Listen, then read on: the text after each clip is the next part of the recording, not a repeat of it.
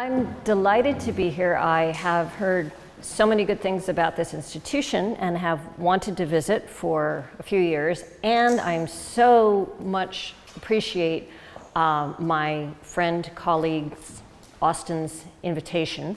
And thank you all for coming, especially as I know it is toward the end of the term and, difficult, crazy time of year. So I have been working for, you hear 10 books, 5 authored, 5 edited. I've been working for 25 years, I recently realized, on the politics of human rights. That's sort of the overarching research agenda, my project.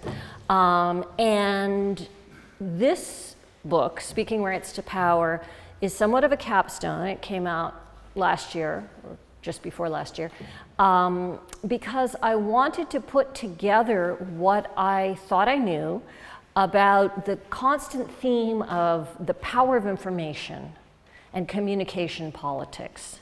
And we'll see that in a minute.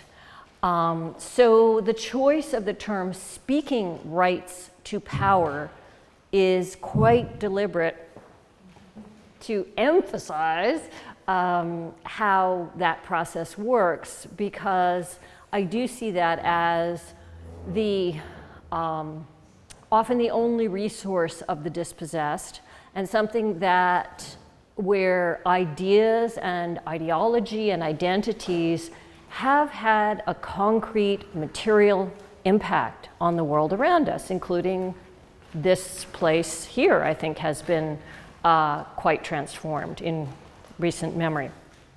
So the cover of Speaking Rights to Power is a photograph from a demonstration that I attended when I was on a Fulbright in India in 2011. And I don't know why this always happens when I go to a new place. Social movements break out, nothing to do with it. But there is this anti-corruption movement spearheaded by a guy named Anna Hazare. We'll see some illustrations of that momentarily. And I wasn't looking for that, I wasn't working on that, but of course I was very interested to see how Indian civil society was turning to this issue and defining this as a rights issue. And so I went down to the demonstrations in Delhi, and I had been based in eastern India, in Orissa, and happened to be traveling, and I happened to be in Delhi, and I met this woman working for an anti-slavery, or an Indian woman who was working for an anti-slavery organization in India at my hotel. We went together, she took the photos. This photo, I think, really encapsulates the agenda of human rights. This is the normative claim, human being. And notice that his arms are painted with the colors of the Indian flag. So it's a citizenship claim as well, excuse me, as a human rights claim. Inscribed upon the body, for those of you that are political theory fans. And this kind of overarching universal claim reminds me also of that famous photograph, the iconic photograph from the US civil rights movement, where the man is holding, the African American man is holding a sign that says, "I am a man," right? So what do we mean by human rights? What is the goal, the claim, the agenda? And I take this from, these are my first 2 books. So we take the phrase from the Universal Declaration, free and equal in rights and dignity. And so the man wearing the human rights t-shirt is also claiming dignity, as well as individual freedoms and individual entitlements. And my 20th century book, The Politics of Human Rights in Argentina, was my first book, and it was about the process of social movement mobilization by the Mothers of the Disappeared and the process of human rights reform in the wake of a dictatorship. It was a path-breaking experience of trials, truth commission, and other kinds of social reforms, including military reform and police reform. That was kind of the classic straight ahead civil political rights, individual freedoms, right? And then human rights in the 21st century. So that book comes out in 1994. In 2000, this second book, From Tribal Village to Global Village, I was still working primarily on Latin America, but I became interested as all the Latin American countries transformed into at least electoral democracies, and the civil political rights claims were more or less fulfilled, at least on paper, with indigenous people's rights. And with these intersections of civil, political, social, economic, cultural rights, land rights, very structural contested issues, identity claims that leapfrog from the local level up to the global level, and that are multi-level claims where you're using the global level to exert boomerang pressure on your own state, but at the same time you are directly claiming against a World Bank dam or something like that. It's a truly transnational process. So, rights and dignity in both cases, free and equal. One of the slogans of the Indian rights movement in Latin America was, we are different, we are equal. And so that's what I want to highlight about the full spectrum of the human rights claim. All right, so the question of this project is to look at the role, as I said, of communication, politics, and information in the human rights claim in a series of human rights campaigns. So the question is, how does human rights rhetoric work, and how can we make it work better? So it's very explicitly and consciously policy relevant. First I examine some sort of social psychology and some political theory about the pathways of identification, solidarity, mobilization, and conclude that there are three distinct pathways. One, the more traditional social psychological, is empathy. And we'll see how campaigns evoke empathy momentarily with things like charismatic voice and identification. The second pathway is socialization. This is the one that has been emphasized recently by constructivist theory and the idea of inculcating norms, whether in individuals, in policymakers, in even the global system. And the third is interdependence, which are more strategic arguments that are used to tie ideals to interests, to convince people to do well by doing good. And together, these pathways constitute human rights as what I call a global social imaginary. Now, the term social imaginary may or may not be familiar. It's sort of an old social theory term that's been revived by Manfred Steger to talk about globalization and the transition from a national social imaginary to a global social imaginary. Within these mental maps, different ideologies compete. Under the national social imaginary, you can have liberalism and socialism, but they're both nationally based. So when we get to the global social imaginary, human rights is a permanent referent. You don't always respect them, but you have to talk about them, right? And in terms of communication power, just a quick read on that. If you take just one organization, Human Rights Watch, which somewhat specializes in information politics, let's look at 3 or 4 functions of information in their work. So the first thing is to expose a hidden abuse. They do a famous report. I just looked across some recent reports on the presence of child domestic workers in Indonesia, and they discovered there are about 200,000. Nobody knew, nobody talked about it as a pattern. Another aspect is accountability, establishing causal chains and responsibility for the killings of journalists in Russia. A third area is exposing the gap between commitment and compliance by a powerful actor or superpower in the case of US renditions and disappearances following 9/11. And yet another thing would be tracking the impact of an abuse and collecting information in circumstances where communication has been impeded by the abuse itself, which happens in their reporting on the rape of refugees in Congo. Okay, so that's just an overview.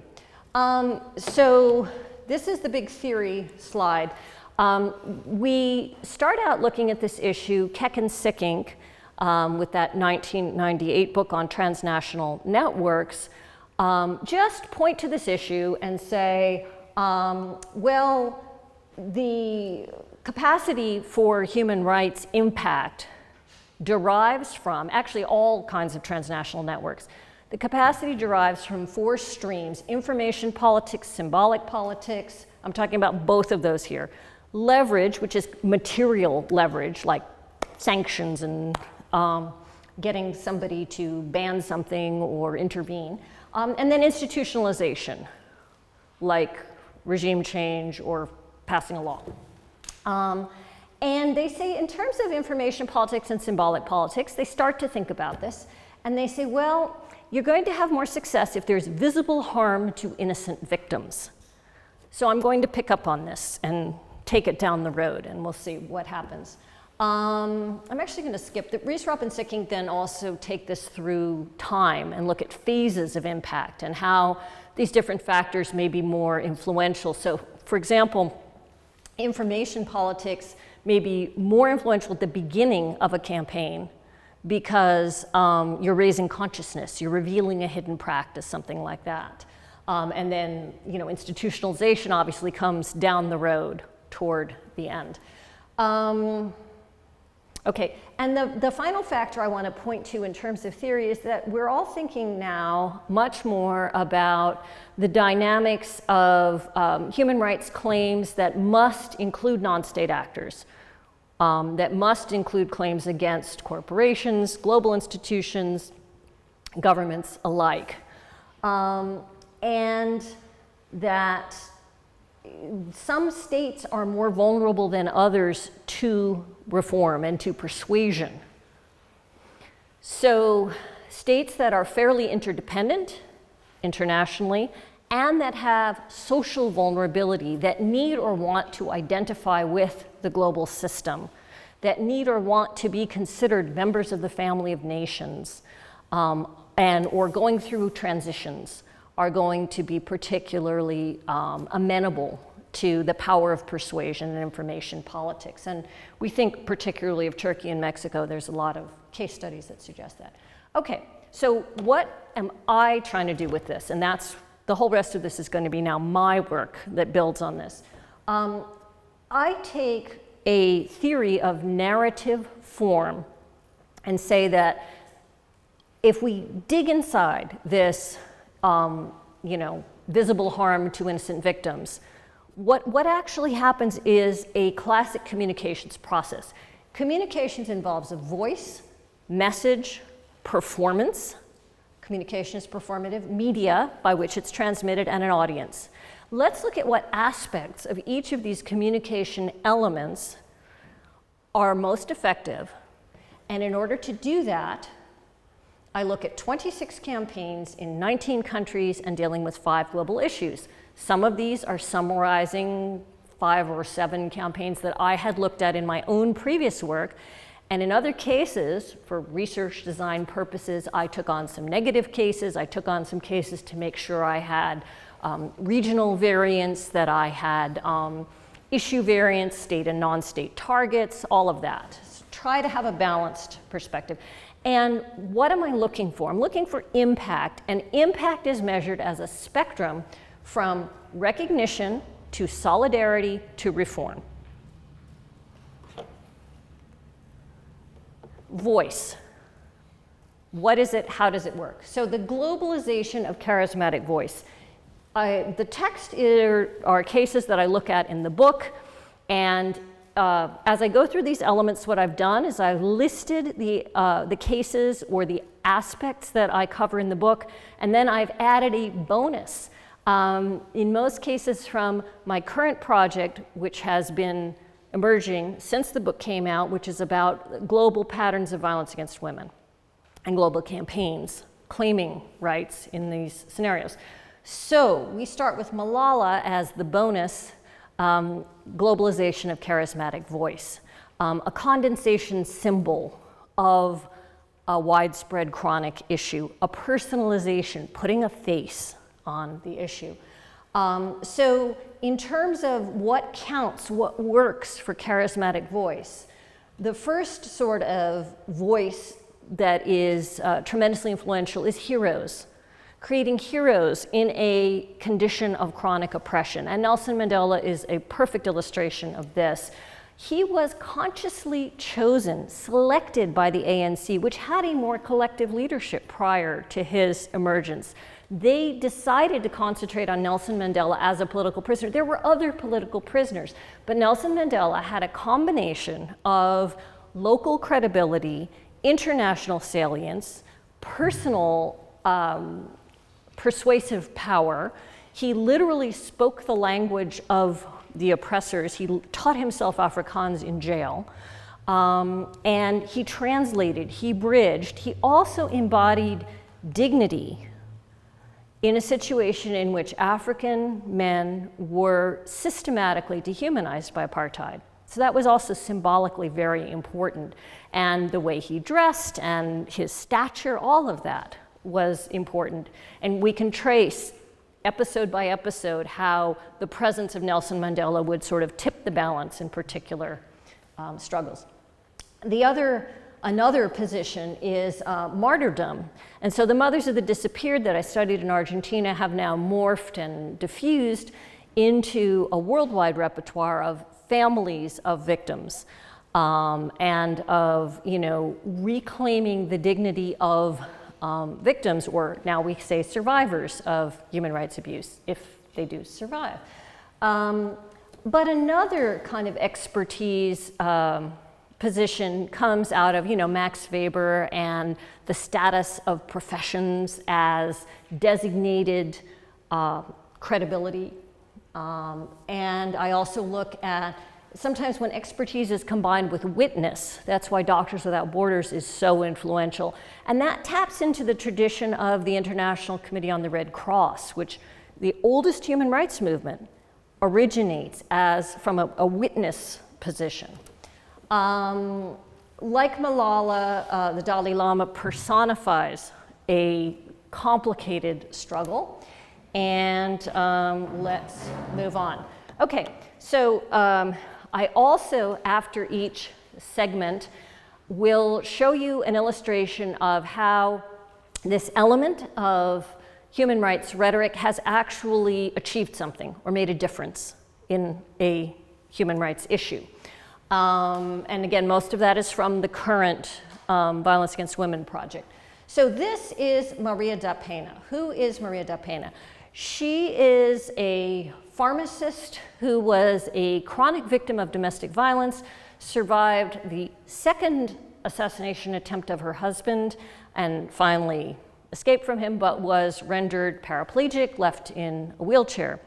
And Brazil, although it is an emerging country, developing country, currently headed by a female president, women's political participation and education rapidly increasing, most powerful women's movement in Latin America, thousands, perhaps as many as 10,000 women a year are murdered by their partners every year in Brazil. There's this huge gap there. It's pretty horrifying. This week, there are protests throughout Latin America. Someone just sent me images from Argentina where I think it was 400,000 people protested what they call femicide. So people had been pushing and pushing for different laws, for police reform, for creating more women's shelters, greater accountability. And despite all of this, not much was happening in Brazil until about 8 years ago, Maria da Pena began campaigning in her wheelchair with her stature and her status and her charismatic voice and her ability to tell her story. And the law that she helped draft that passed a few years ago bears her name. It's the Maria da Pena Law. Okay, that's the power of charismatic voice and witness. What about messages? There are several aspects of messages, but the one I want to emphasize is framing. And those of you, how many social movement fans, social movement, okay, well,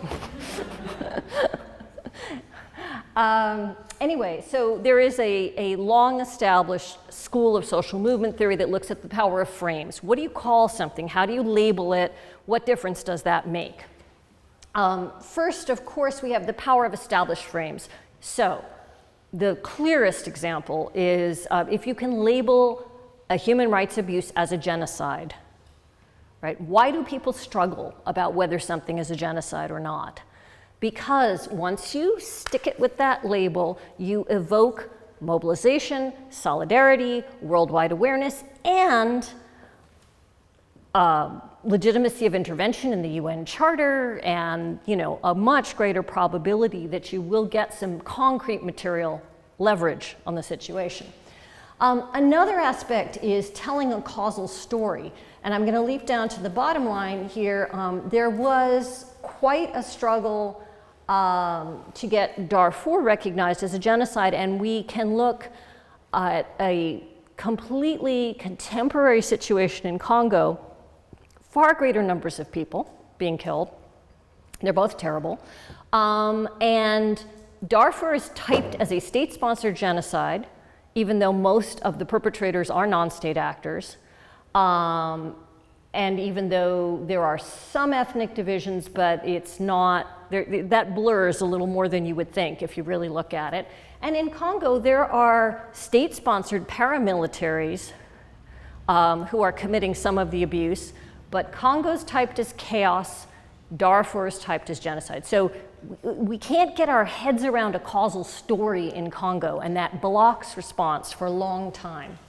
The other thing I'll point to here is the issue of sex trafficking, which Austin and I have written about extensively as a very real but disproportionate aspect of campaigns against contemporary slavery.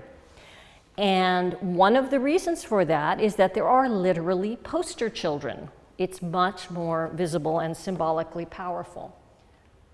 So here we have some of the symbolic elements of recognition of Darfur. We have celebrity advocacy. We have a very explicit, this is a famous political cartoon, appeared in the New York Times and a number of American news outlets, lining Darfur up with the other genocides. And here we have one of the evocative pictures of sex trafficking. And as with Maria da Pena, concrete results of framing, successful framing. For better or worse, from the sex trafficking frame, you get US State Department reports, the creation of special visas for trafficking victims, special UN programs, the Swedish prostitution law, revisiting entertainer visas in Japan that were a mechanism for covert trafficking, sex trafficking, and laws for extraterritorial prosecution of their own citizens by about 15 OECD countries, right? So prosecuting your own citizens for exploiting foreign children who don't vote and have no political power. I mean, political science can't really explain this without looking at this symbolic politics. Okay, third element. So we have voice, we have message, framing. Let's look at performance. Political claims don't deliver themselves, right? They have to be voiced, they have to be performed in public space. There's a long tradition of looking at political protest as a performance and the theatrical elements of political performance. There's also the physical occupation of public space. There are also genres of cultural politics, literature, and theater that deliver stories, deliver messages, and issues that get attention when they are delivered in this way. regardless of their chronic grievance and regardless of resources and opportunities that may exist. So my own contribution to this is to not only emphasize it, but to begin to think about the power of particular genres of performance. What kinds of storytelling in public space, in literature, in theater, seem to make more of a difference? And two that I am particularly interested in and that come up in my cases are allegory and satire. So the power of political humor and satire, which creates a distancing from fear, inserts the oppressed as heroes in the story, generally, and allegory in which global claims are tied to local stories, usually stories about national identity. Going back to the political protest with which I began in India, the anti-corruption protests of Anna Hazare. Anna Hazare very self-consciously linked his struggle to India's independence narrative. He positioned himself as Gandhi, okay? Can you see that well, I hope? Right? So that's Anna Hazare. He's dressed like Gandhi, he's dressed all in white, he's behind a giant poster of Gandhi.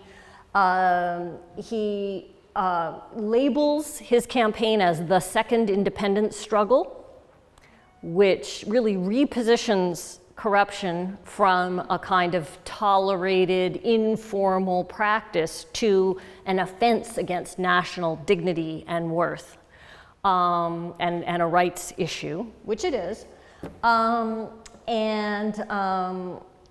His political performance is pretty interesting. There were tens of thousands of people, at all times in this main plaza of Delhi. And what was he doing? What was his action? Does anybody? He was fasting. That's what he did for, I think it was 11 days the first time. And until he was on the brink of being hospitalized, and the government at that point gave in to his initial demand for consideration of an ombudsman law. Okay, it's kind of an unusual tactic, but it resonated extremely in India, right? So there's that vernacularization, bringing the global down into locally relevant terms by telling a story that taps into national identity. Very important. In terms of satire, here is an example of evoking solidarity. Here is an example of what does this achieve? I mean, I've told you already a story about Anna Hazare, but here's what satire achieves.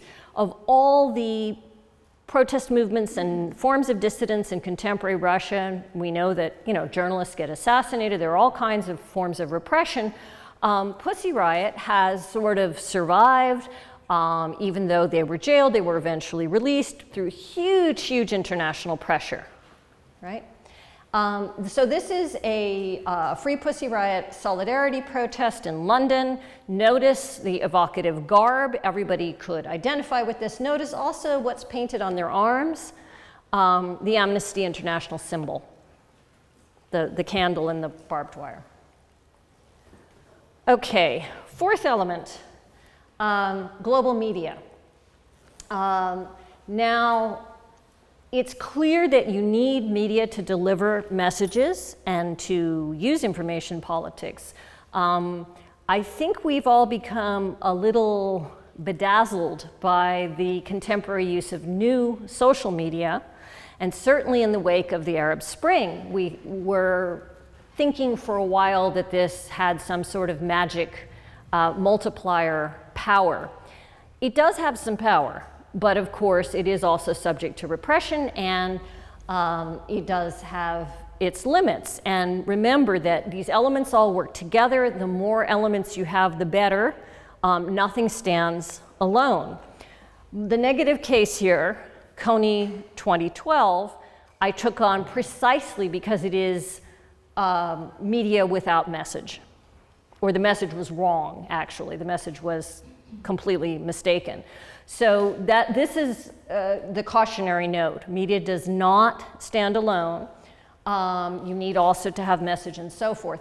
And I look at Iran 2009, the Green movement, the Green Reform movement in the wake of the contested election. With a student, we looked at 6 months of tweets following that contested election and tried to analyze some of the memes and you know, the hashtags and everything. There's a trend where they start tweeting in English.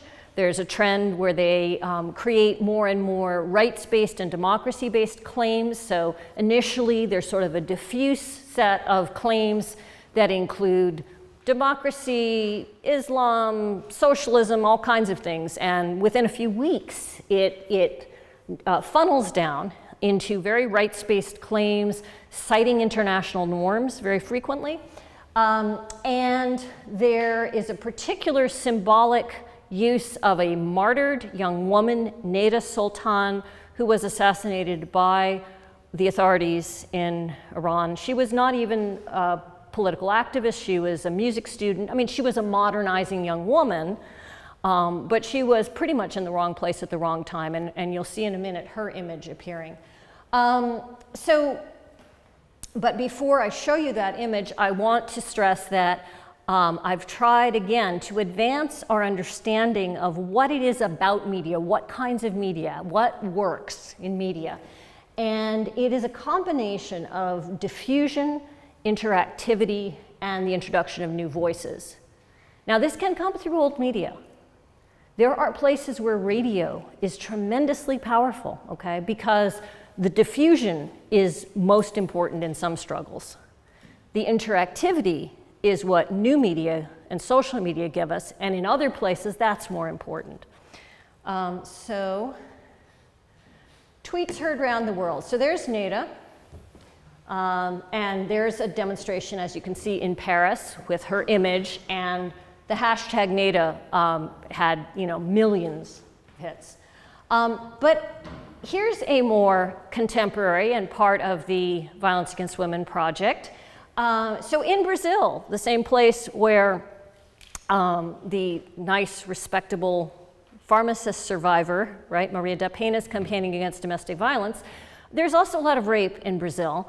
And so as part of an effort to survey public opinion and try to work on culture change, there was an opinion poll last year in Brazil in which about a third of respondents said that the way some women dress leads to rape. And while this kind of attitude is common in many places, Brazilian women, and particularly young women, were very upset about this. And so they started a campaign with the hashtag, "I don't deserve to be raped." That's what that says in Portuguese. And they started not only sending out that message, making that claim, but posting photos, nude photos, saying, you know, the way I dress, even if I am naked, I don't deserve to be raped. So very fundamental, hard claim of personal dignity and autonomy. Okay? This campaign went viral, and the dignified traditional president of Brazil, Dilma Rousseff, actually, she didn't post naked photos. No one wants to see that. But she did endorse this campaign. It was very edgy, it was transgressive, but it was very powerful. Very powerful combination of symbolism and slogan, and a very appropriate, powerful use of new media. Okay, audience, the last element of my framework. So here's another way that Brysk mixes it up, right? We have this social movement theory about the whole world is watching. Comes from the 60s, Todd Gitlin. But guess what? Especially in the 21st century, the whole world is not watching. There's no such thing as global public opinion. There are transnational circuits of opinion.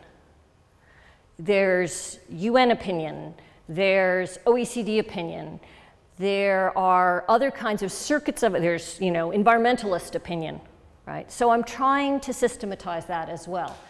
So I focus on the oldest form of transnational solidarity or consciousness is religious, and one of the newest is professional associations like PEN, the Writers Association, Reporters Without Borders, those sorts of identification, awareness, circuits of attention and audience.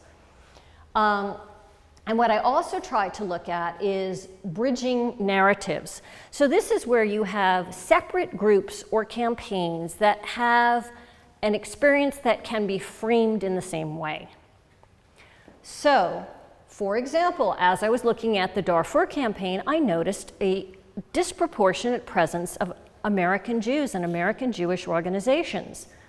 These are populations that are not in much contact with each other, that have never historically been, I think, this is a kind of a perfect case. What's going on there? As soon as Darfur is labeled as a genocide, there are speakers and conferences at the Holocaust Museum. American Jewish organizations selectively identify with the Darfur campaign out of all the human rights problems going on at that time. In a very similar fashion, post 9/11, the only group initially that from day one defended Arab American civil liberties when they were being illicitly detained and questioned and having immigration abuses were Japanese Americans. Once again, we have groups that are quite disparate, and we also have Japanese Americans are not particularly politically active in the United States.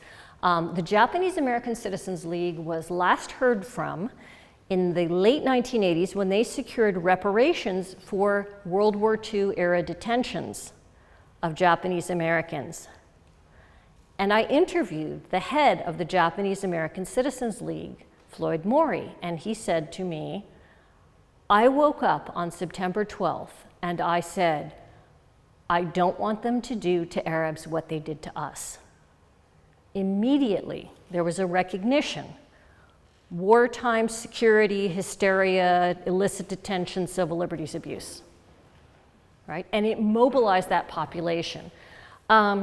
Initially, the Japanese American Citizens League had institutional capacity, but they actually didn't know how, in most of the country, how to find Arab Americans. They didn't know any. So I have memos from their files where they say, look in the phone book and see if you can find a mosque in your community and call them and ask them if they have problems and how you can help. And then call your legislator and say, civil liberties abuses are happening and we're going to take you to court just like we did for ourselves. So very interesting process there. Okay, and the photo, by the way, just to bring yet another group on board, is Armenian Americans protesting over the Darfur genocide, another group that has a genocide claim that identifies across all kinds of borders. So looking again back to the emerging issue on the emerging project on violence against women, these are two very different solidarity campaigns where there is an attempt to shift norms of masculinity, to shift identities in a way that combats violence against women. So this is a Bollywood star, and this is an online campaign. And then on the other side, there is a Brazilian soccer player, and this is an anti-trafficking campaign in the run-up to Brazil hosting the World Cup. Okay, so very similar slogans, online campaigns, charismatic advocacy, use of celebrity power. I have a little bonus unit for you. Breaking issue here of the revelation of the chronic abuse police killings of unarmed black men in the United States. And there's no official tally. It has been a chronic issue. It is thought, for example, that I recently saw a case that may be the 50th this year, 2015. Michael Brown was probably the first case for this campaign, was the 5th unarmed black man killed by police in a 1-month period, became a cause célèbre, in part because of the optics of a body lying in the street and that violation of fundamental dignity. The FBI's own study shows that between 2005 and 2012, white police used deadly force against a black person almost twice a week. Look at the protest and look at the way the photo is being carried. This is just like photos of the mothers of the disappeared in Argentina. I thought I was having flashbacks. And look at the photo where he's wearing graduation garb, right? Emphasizing his status, his dignity, the identification of parents and of society with a recent graduate. The communication power element is emphasized even more with the creation of a slogan that is a hashtag, Black Lives Matter. The movement began as a hashtag in response to the shooting of Trayvon Martin. We have celebrity advocacy, again, and it has diffused very rapidly. There have been more than 700 Black Lives Matter protests just in this year in the United States.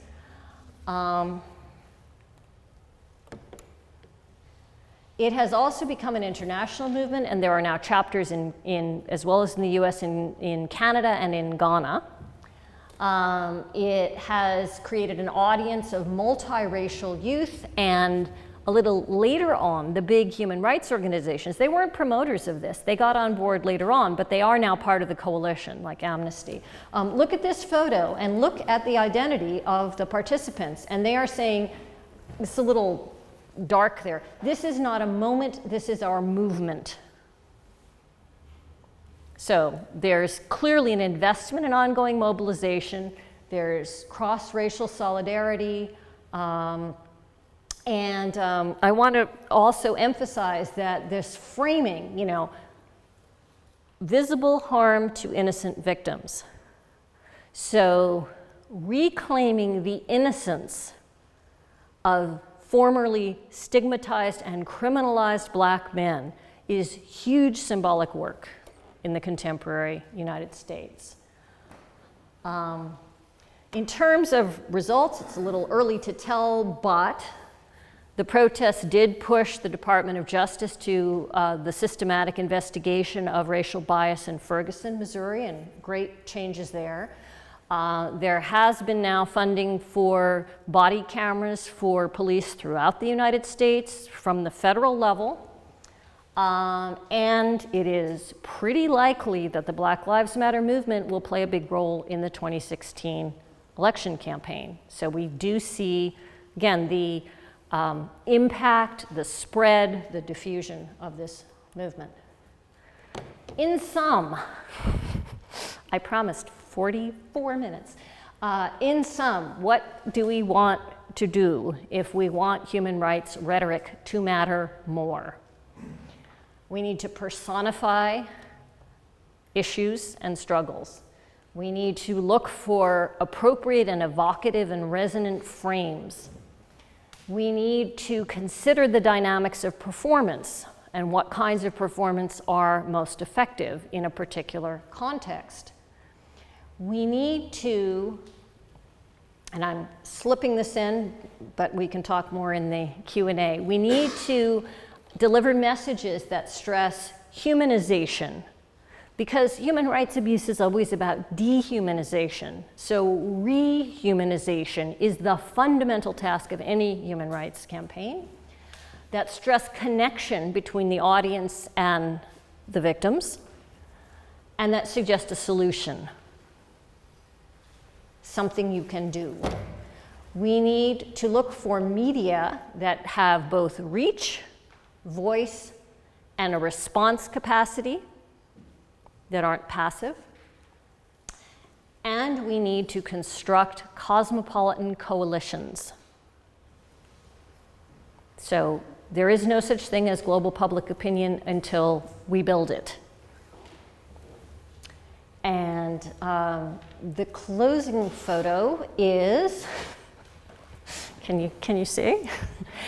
At the Anna Hazare demonstrations, they had set up on one edge of the protests a democracy wall, echoing China's democracy wall, right? Self-conscious international modeling.